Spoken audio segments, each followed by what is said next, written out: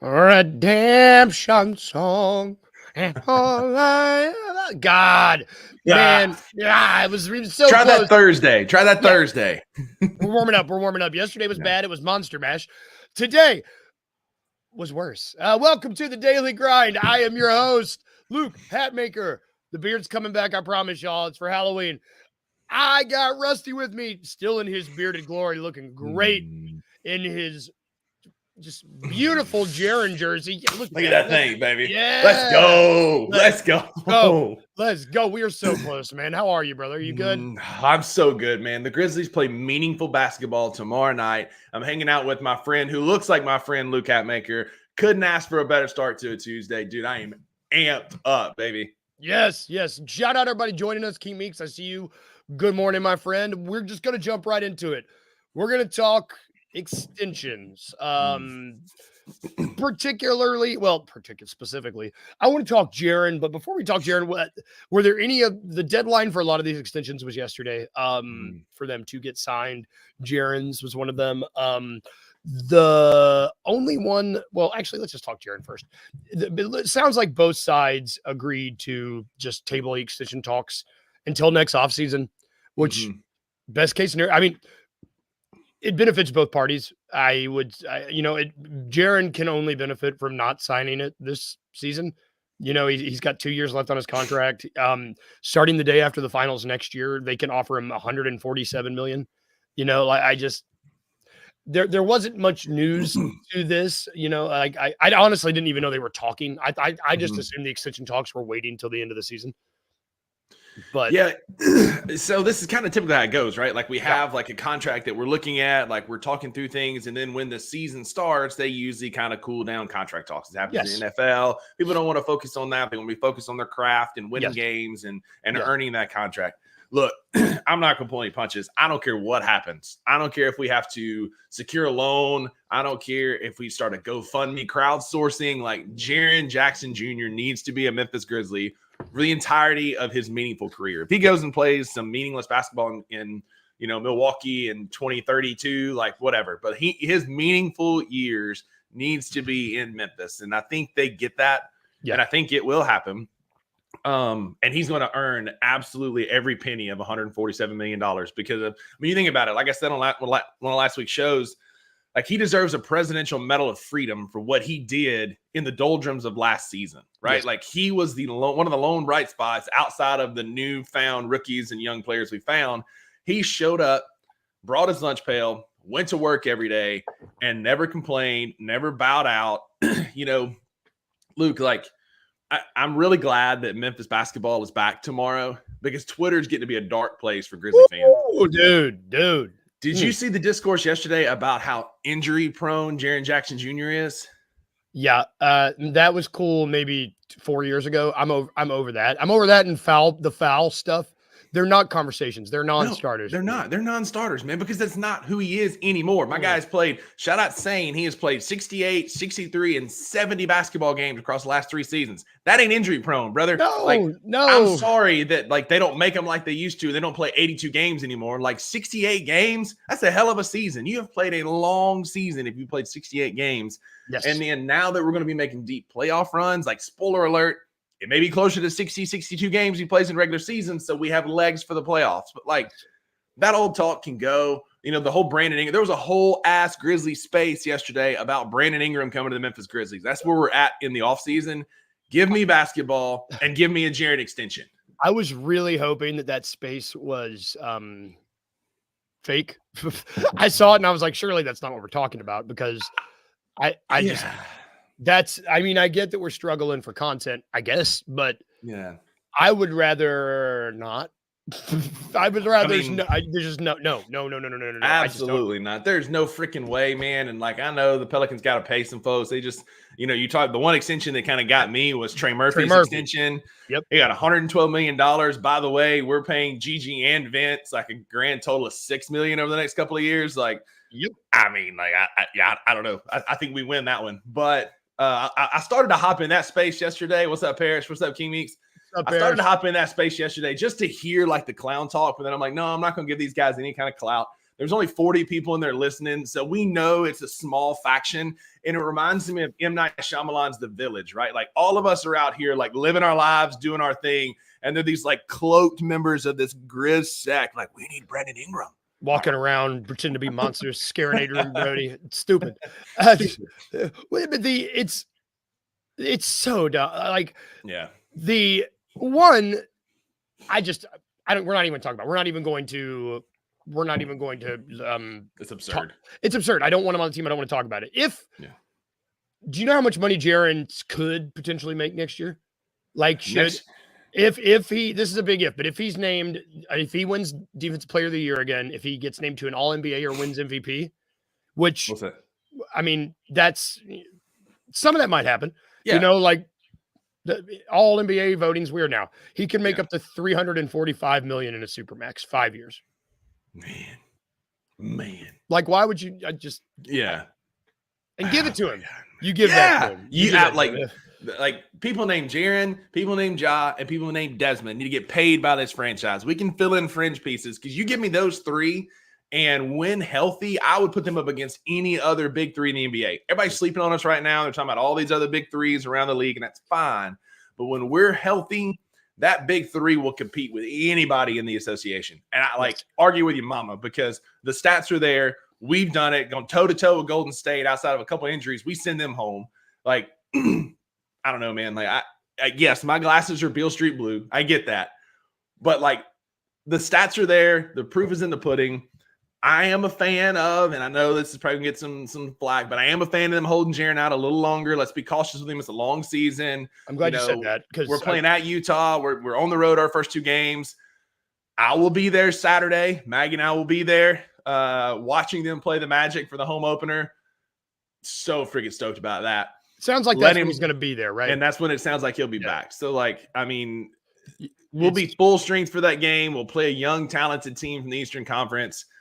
I don't know, man. I just look for us to flex on these fools this year. I mean, well, and you've got Utah and you've got Houston. You know, like you could. Yeah. You could win both, exactly. Without him, get him healthy for the Magic game, for the home crowd. Let him be there. You know, we got Luke that's going to be out for a little while longer. RIP Luke Kennard minutes, man, because I just think Jalen Wells is going to absolutely dominate and continue that trajectory. Yes, there's going to be some early growing pains, but I think Jalen's on track to be that Luke who we wanted. This is the Luke that we want and need right here, Luke Hatmaker. But Luke Kennard, who doesn't shoot enough, I think Jalen Wells is going to step in and shoot a bunch, and most of them are going to happen to go in. Yes, I think you're absolutely right. I mean, you kind of transitioned for me because you mentioned, or you kind of did twice for me. You mentioned how the Grizzlies, we believe in those big three, and they can fill the rest of the roster out. They've done an incredible job of doing so, and guys that can play. Jalen Wells is one of them. Another guy who I want to talk Santi Aldama for a second because he is due to be. This is the last year of his deal, and it looks like I think it's June. If he's not, it's June next year, I believe. If he's not signed by them, he walks. I would love to see him sign something or extend. I don't know if he can be extended. I don't know the deals. I would love to see that happen before the end of the season. I think that he's, other than Jalen Wells, he may have been our best player in the preseason. And 4 preseason games, this is all players in the preseason, whatever, all Grizzlies who played at least 3 games and attempted at least 4 3-pointers. He was shooting the ball, man, 52% from 3. He was shooting the ball over 50% from the field and from deep. And he was, freaking wild, man. Really good. Over 5 boards, over 2, almost 3 assists, 1 steal. Like he's one of those dudes that I think they've done it with Vince and Gigi. Like, I would love to see another deal for Santi.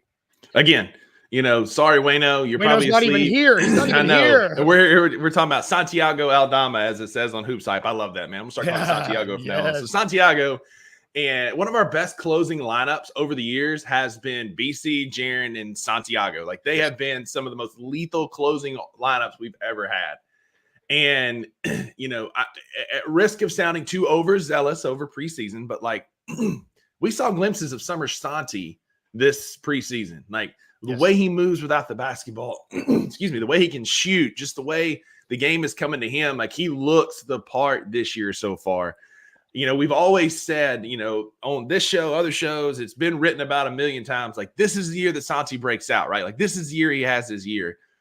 I'm going to fall victim to that. Like, this could be the year that Santi steps up and becomes that, like, seventh man for us, pulling him and Vince and Gigi off the bench at the same time, bringing him in. Like, that could be a pretty strong lineup when you put Pip at the point, BC at the post. Like, that's a strong second unit, man, especially if Santi can continue to develop into what we think he can be. I am here for a Santi extension, because if we extend Santi next summer, that means that it went really well this year with Santi. Yes. And, interestingly enough, who wasn't on that list of players you just named, who is the deadline for an extension is in next week. Jake LaRavia, man. He's the only other guy that I want to talk about in terms of extension, because I think he's the only guy eligible other than the 2 ways until the end of next year. They have, if they want to pick up the option, they have until Halloween, I believe. Pass. All right, this is hard. Uncle Buck, I'm sorry, man. I know he's your boy, and you like that's a mountain you want to die on, but like that's just money that we don't. Hitting, man. No, it's like when there might be another piece we need down the road, maybe not. We're still gonna have to pay. Ja, not in a few years. We got Jaren coming up this offseason. Like, there's deals that are coming. Yeah, I mean, I agree. I'm here for Santi to take over those minutes, man, because Jake is like, even when he looked good in preseason, he didn't look that good.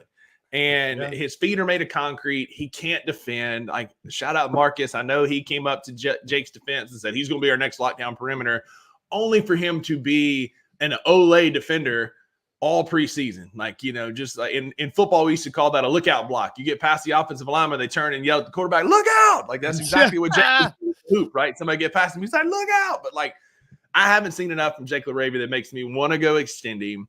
If we can package him and Luke Kennard at the deal at the deadline and get them moved, I'm here for it. I don't see it, man. Again, it's like I told Uncle Buck numerous times, Jake LaRavia being good, it benefits me. So I'll happily eat that crow. But I think I'm going to have to save that for something else, because I just don't see it from Jake LaRavia.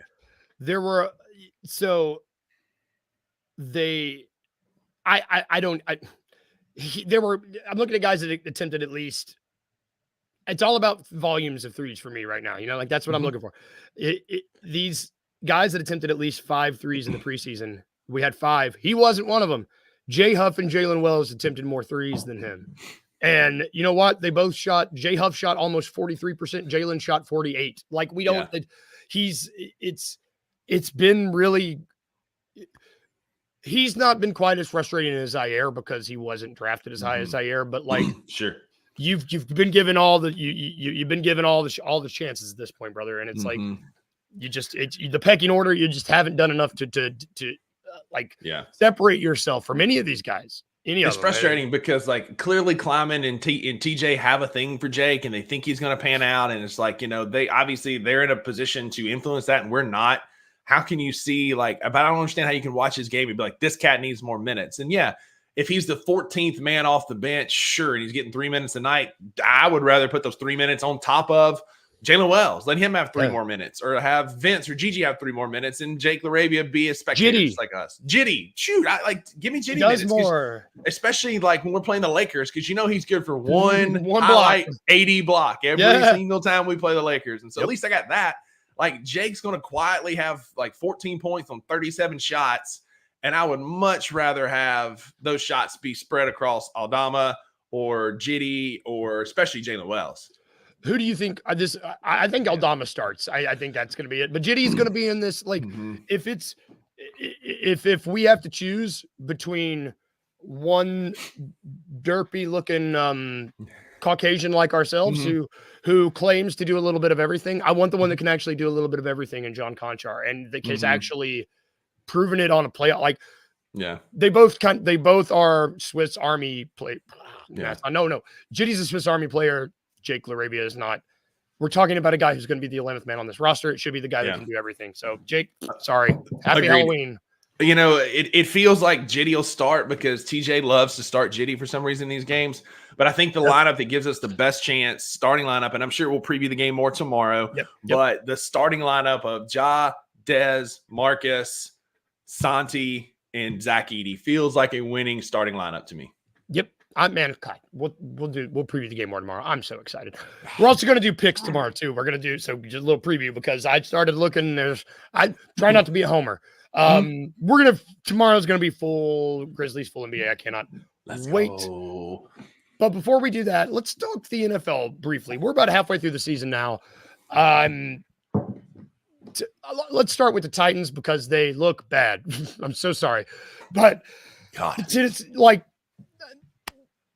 They look bad, man. We look bad. We are bad. Like, I mean, Will Levis is atrocious. It's so bad when Will Levis is so bad that Mason Rudolph can come in and make you look better, right? Yeah, like, it's just, or make you look worse. Like, with Mason Rudolph makes you look worse, like, you knew what I meant. You're bad. But, like, the biggest thing that's frustrating as a Titans fan is Brian Callahan has lost the locker room already. We are 7 games into the season, 7 weeks into the season. You've got D-Hop saying, I don't know, man, we just run the plays that are called. You got Calvin Ridley that's upset about his target share. You got Will Levis every freaking week is a new meme of a face or a posture or a pose or just doing something just brain dead. Like, the Titans, Parrish is right, man. We trash. We're awful. Tank for Cam Ward, tank for somebody. Like, I don't know, man. This guy. Yeah, only one of them has a mayonnaise endorsement. That tells you everything you know. And I said this on draft day. I said this leading up to draft. Like, if you don't know what to put in your coffee, I don't trust you to run my franchise. Will Levis puts mayonnaise in his coffee, and he plays like he puts mayonnaise in his coffee. Like, he's awful. This team is bad. O-line bad. The only bright spot is the defense, man. We've allowed the fewest yards through 7 weeks out of any team. It's the wildest thing. Like, our defense is not bad. Man, it's funny in fantasy. I don't feel comfortable playing players that are playing the Titans defense because Titans is such stout. Do you know how you've got to be particularly bad when you have as good of a defense as they do, and you're just routinely just like putting up stinkers? You got to be really. It's coaching. Honest. I mean, like, there's too much talent on this roster to like, to not be. I don't know. It's just it sucks, and it definitely sucks for, like, I'm a Bears fan, but like Titan Stadium is right. I hear the games on, like, it's really close to the house. Like, having to see Derrick Henry break off these 85, like, I mean, it's tough. Like, I mean, he's making a strong candidate for Offensive Player of the Year. No question, man. Lamar's firmly injecting himself back in the MVP conversation last night. Just an absolute masterclass. I have Lamar in fantasy. Shout out Lamar Jackson, New Era 8, crushing it for me and getting the Merc with a mouthpiece back on the winning ways yesterday. There you go. I tell you that the other two that really stood out to me this weekend, I hated to see, and you see that there's a tie-in here. Derrick Henry killed it last night. I hated to see Jaden Daniels get hurt, only for Marcus Mariota to come in and absolutely cook the Panthers. Like, he looks so good. That Commanders offense is rolling. That's a fun team to watch. I'm happy for Mariota to get his chances. I loved Mariota when he was in Nashville, man. I love that dude. He's just such a good dude. Like, watching that quarterbacks documentary on Netflix really made me like him more, as much as I already liked him coming out of Oregon when he was with the Titans. Like, love Mariota. The video making the rounds of Derrick Henry seeing Marcus. It's man. There's not a lot of guys that can make Derrick Henry do that, act that way when they see him. Marcus Mariota, from what it seems, is just one of the, like, class acts of the NFL. Like, I would hear stories about him around town where he would be out to dinner and people could go up and he would shake their hands, ask questions. Just like super, super good dude. I'm with you. It's like, you don't want to see people get hurt, but good Lord, you love to see people come in and light it up. Especially good dudes like that. Like, I'm like Paris. Like, I'm happy for Henry doing well in Baltimore. I'm happy for Mariota. I'm happy for AJ Brown. Like, he should still be a freaking Titan, but like, that one's stupid. That one's stupid. Especially now Treylon's hurt again. But yeah, Mariota, good dude. They hyped him up on Bustin' with the Boys a couple weeks ago when they were out at Oregon for last week when they're out at Oregon for the Ohio State game. But the other one, did you see the throw that Jordan Love made to kind of seal that game for the Packers? Like, he has some freaking stones, man. First of all, those white Packer helmets are like, they're elite.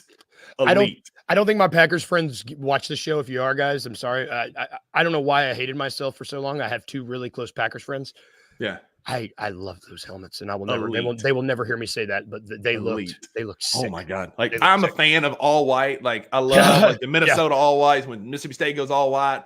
But it just looks clean, crisp. Love all white, and those white helmets. As a somewhat Bears fan, like I hate the Packers, but damn, they look clean. They look clean. But that's a massive win for Jordan Love and the Packers, man, because the Texans are rolling. They were looking really good.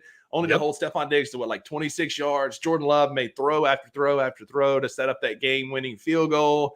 Massive win for the Packers, who are quietly 5-2. Like they're playing good football. And Jordan Love missed some time being hurt. Man, I don't know when it happened, but the Bears are somehow sitting in like the best division of football because you got the Lions, you got the Bear. I think each team has at least 4 wins. I don't know when that happened. I saw they're like 17-5 or something. Like something ridiculous. They have the best record out of all divisions in football. And it's like normally it's like the Packers and everybody else. And now they're all good. You got Sam Darnold on a career revitalization. Sorry, Luke, but the Detroit Lions are one of the most fun, fascinating teams in football. I love Dan Campbell. Yeah, man. I hated it for Aiden Hutchinson. I hope they go get Max Crosby from Oakland, bring him back to Detroit. But, that team is so much fun, man. Amon-Ra St. Brown. You got Sonic and Knuckles at running back, apparently. That came out. I freaking love everything about Detroit. Man, Detroit's great. Last thing you said, career, watching people revitalize their career. Last thing I want to talk about before we take a break. Russell Wilson, man.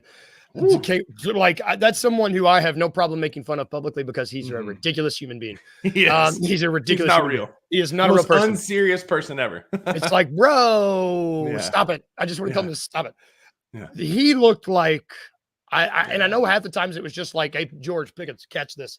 But they embarrassed the Jets. Yeah, somehow managed to embarrass themselves every passing week. I don't know, man.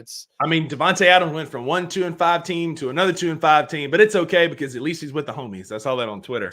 But listen, man, if Russ is going to play like this and Justin Fields becomes available, I feel like Justin Fields is a step up from Will Levis. Hate me in the comments if you want, but give me Justin Fields over Will Levis because at least Fields can make some plays with his feet, and he's not going to make us look ridiculous by laying on the field like this or doing stupid things, looking at the iPad all disgustingly.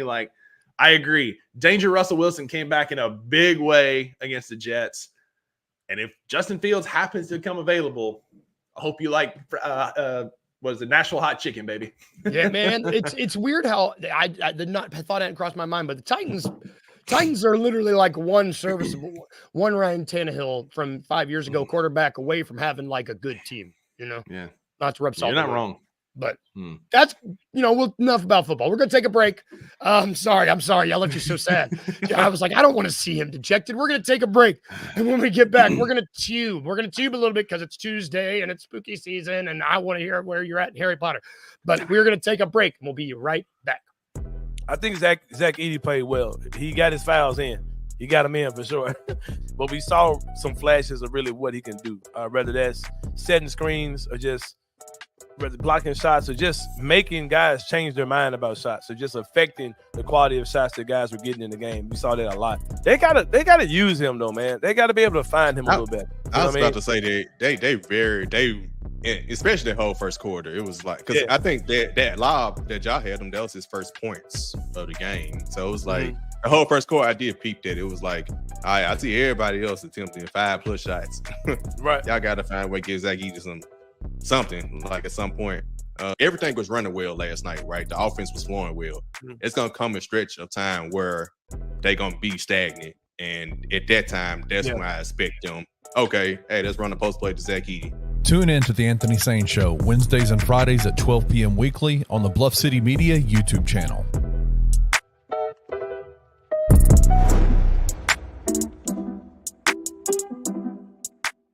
This is a question I don't know if you've ever been asked. Was there anyone you ever wanted to dunk on?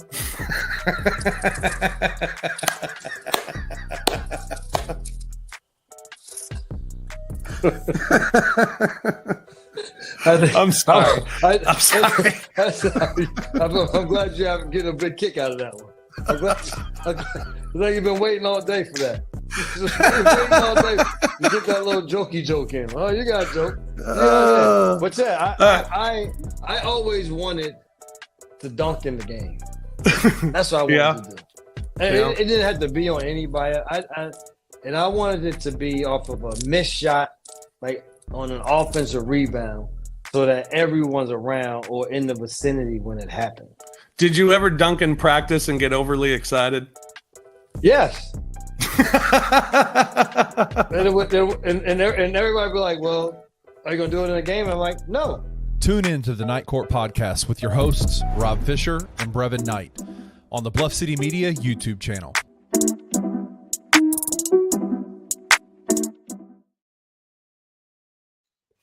Welcome back to the Daily Grind. Man, even the singing at like the commercial is better than this. I just need to start singing in my house really loud in the morning. That's it. You start warming that voice up, man. You know how it is. You're a professional. You know how it is. The 14-year-old boy that lives in my house won't hate that at all. But you can check that show, The Night Court. You can catch Anthony Sane Show. You can catch $2 Sports Show. You can catch No Bluffing. No Bluffing dropped yesterday. It was a good show. Those boys got at it, man. It was a good show yesterday. Yeah. You can catch Grizz 901 live, which it's back tomorrow. With Anthony Sane is going to be there. It's going to be late night. Going to be great. I can't wait. I'm going to be tuning in. Absolutely. This is the best post-game show in the association. Argue with your mama. This is awesome. Yep. It's on our network. It's really good on bluffcitymedia.co. Check it out. Back to our show, though. Around here, we like to tube. For those of you who don't know what tube is, it's a verb that I made up about television. I don't know if I made it up. Sorry, Webster Dictionary, if I didn't, whatever. Come at me. Tuesdays, we like to watch television. We talk about what we're watching on television because everybody's got a TV. Everybody has multiple TVs in their house, and it's fun. We can watch TV. We can watch movies. You can watch sports if you want. I'm kind of out on postseason baseball right now because the Mets are out, and I could care less about the Yankees Dodgers, but it's terrible. But that's not what I'm watching because I love baseball. Yeah, I love baseball too. In the October baseball is great. I would love to be watching October baseball. Not this. I digress. Spooky season's here. I kind of alluded to it yesterday with Uncle Buck. Excuse me. I have just been watching scary movies, and I have been spooky movies. I'm in the process of. I went and watched Silence of the Lambs. Kyla started watching the Hannibal television show, so she's watching that. We watched Manhunter last night, which is the old Hannibal show with a different Hannibal. I'm just all in on Hannibal Lecter right now. And you know what? Hot take, serial killers are weird. Indeed. If you're watching the show, serial killers, be a little weird. Just a little bit, not a big weird. There's some, between... It puts a lotion on the skin. It does it whenever it's told. Between that and then Manhunter, when he's like, look at these children. Do you see? Do you see? It's just like, what are we doing, man?